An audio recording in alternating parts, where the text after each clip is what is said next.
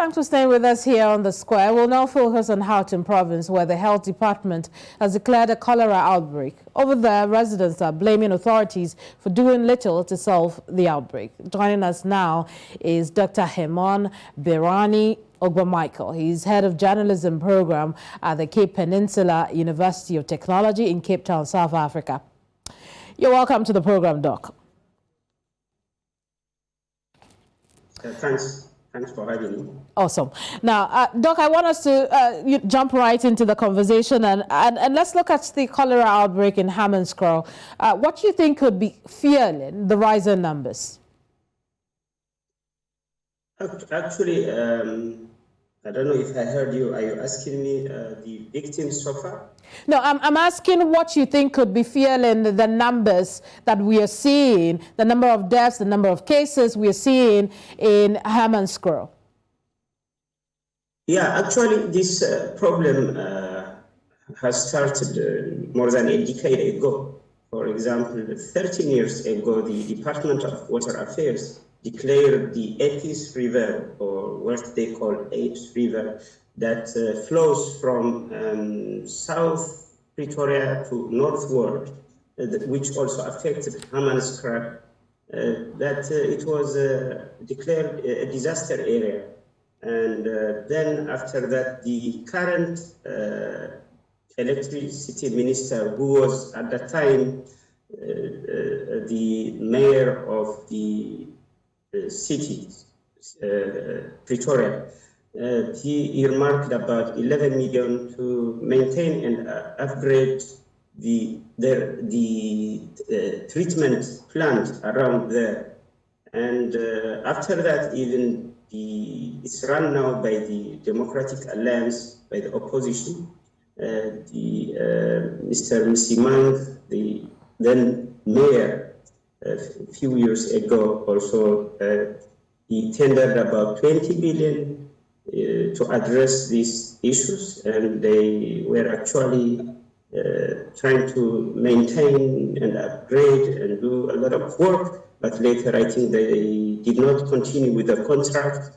So actually, to some extent it has been a political battleground, and they couldn't actually attend or see it in terms of service delivery. So the people are affected as we see it today.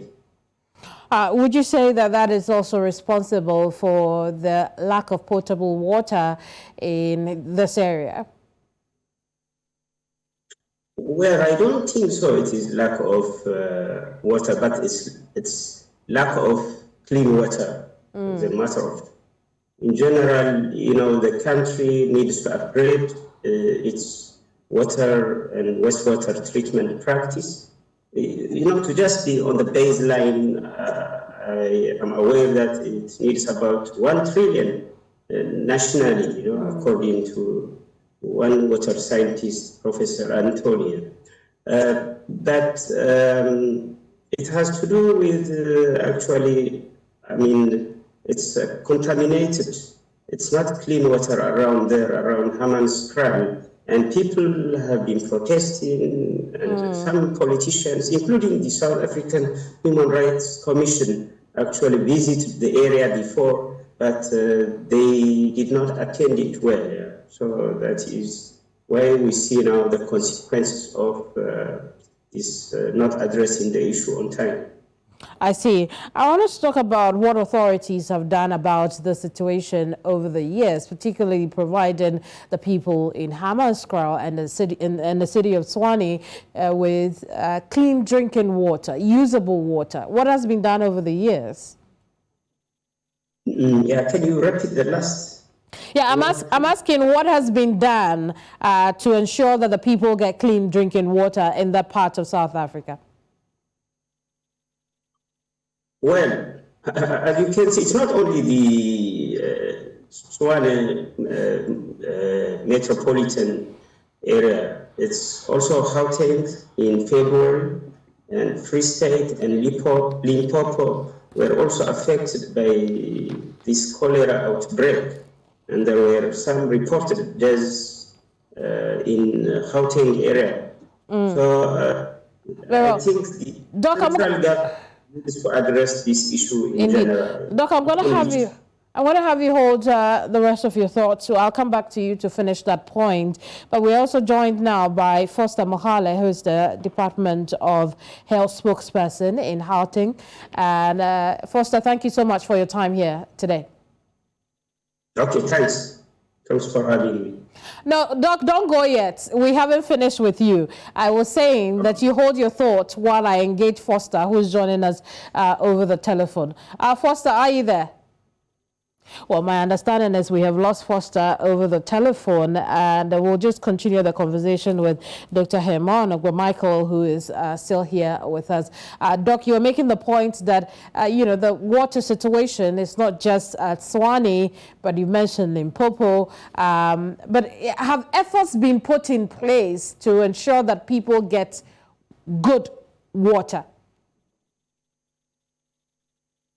Well, for me, I mean, the government, there are surveillance, the government that declared to be set up across the country. Also, the Department of Health also is setting up some sort of committee to address these issues, and this committee include from National Institute of Communicable Diseases and other departments. So they have to do some concerted efforts, because this can be very spiral and a very uncontrollable issue if it's not attended well as we speak. I see. Now, let's talk about the issue we have at hand, the outbreak there right now. What do you think about the strategy the health department has put in place to curb the numbers? Well, right now, people are told to visit the nearest hospital if they have some cholera symptoms, such as diarrhea, because now diarrhea is treated as cholera until it is proven otherwise.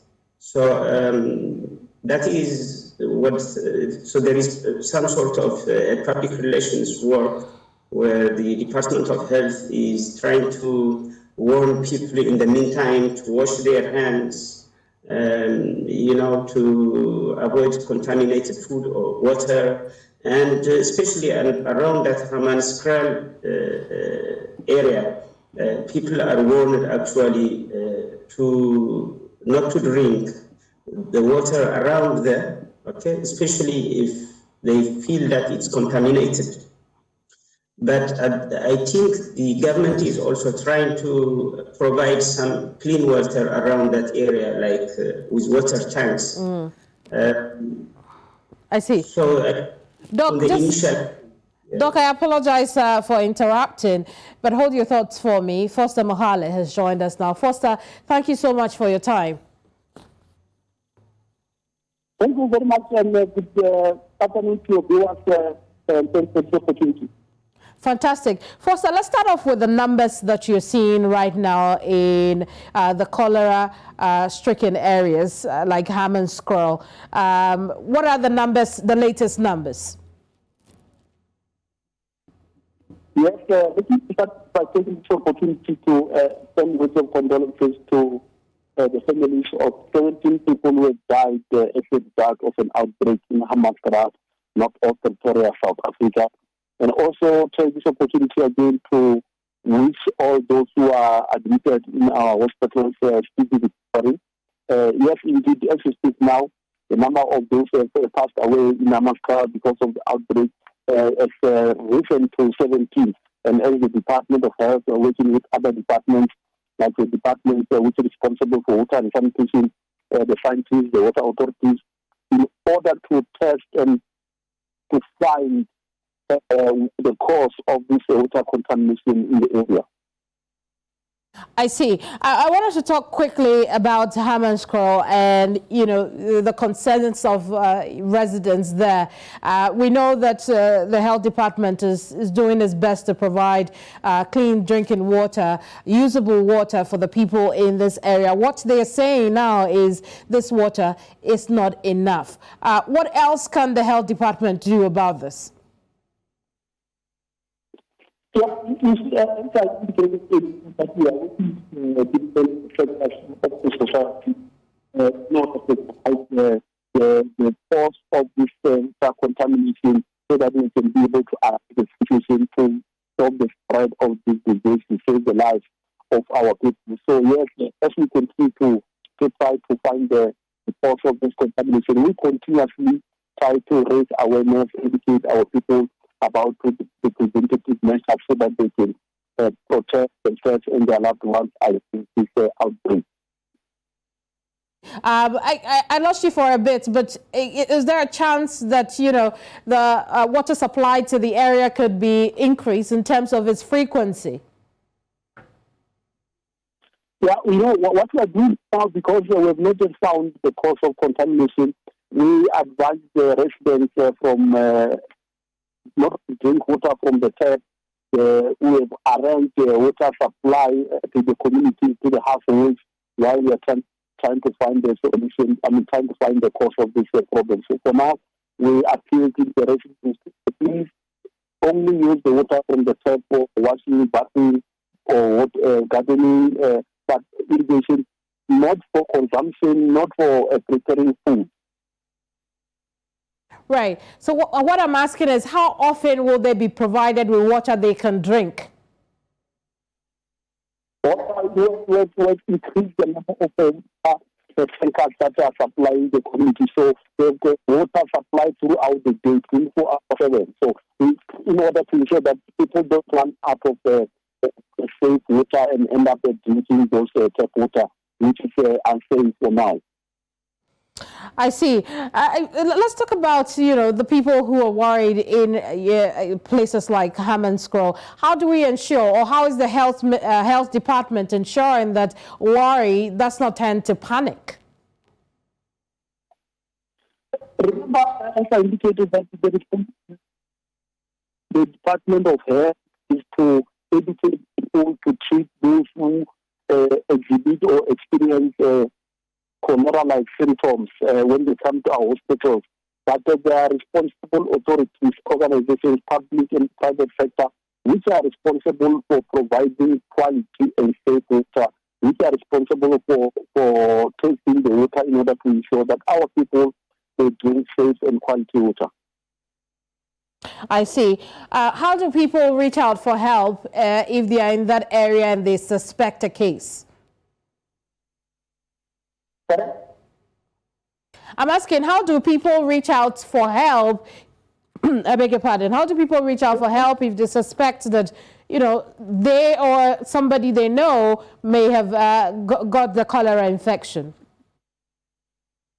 Anyone who experiences the signs and symptoms must go to the nearest health clinic or hospital without any delay. I see. Foster, thank you so much for your time. We'll leave it here for now. Foster Mohale is the spokesperson for the Department of Health in Gauteng, South Africa.